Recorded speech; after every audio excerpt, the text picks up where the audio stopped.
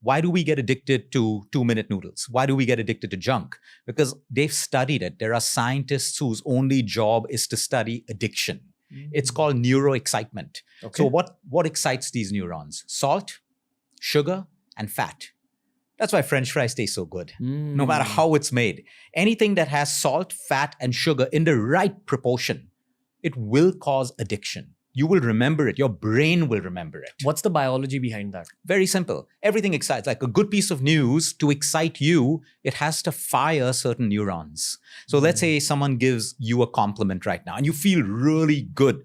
You've created a new neural pattern.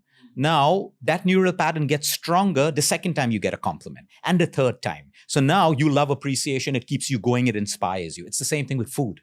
So once food creates that and I feed it more, it gets stronger and stronger. Now, to break a neural pattern, that's what makes addiction so difficult. Because it's not really a behavior. The behavior is involved, but it's the neural pattern. Like if I ask you to change your belief system about meditation right now, no matter who I am, I can't, because it's a belief system. But over time, as I weaken your neural thought process and your belief system, maybe then I can change it. So I have a dark analogy. This is how terrorists are created. Over time, you train kids to think in a certain Absolutely. way. You teach them the meaning of peace and suffering. You show them that, oh, all of your brothers and sisters got killed because of this. You auto-suggest to them at a young age.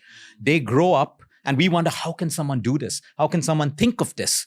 But their thinking was created. And that's a great, great analogy that you brought up. So we do the same with our belief systems. There are so many people who look amazing, but you won't believe it, Ranveer. They feel they're ugly because they've fed themselves with the thought that they're not good enough. Or maybe their parents are, oh, you always fat as a child, and it doesn't get out of them. But now they got to change their belief system. So it's the same thing with food. That's how addiction works.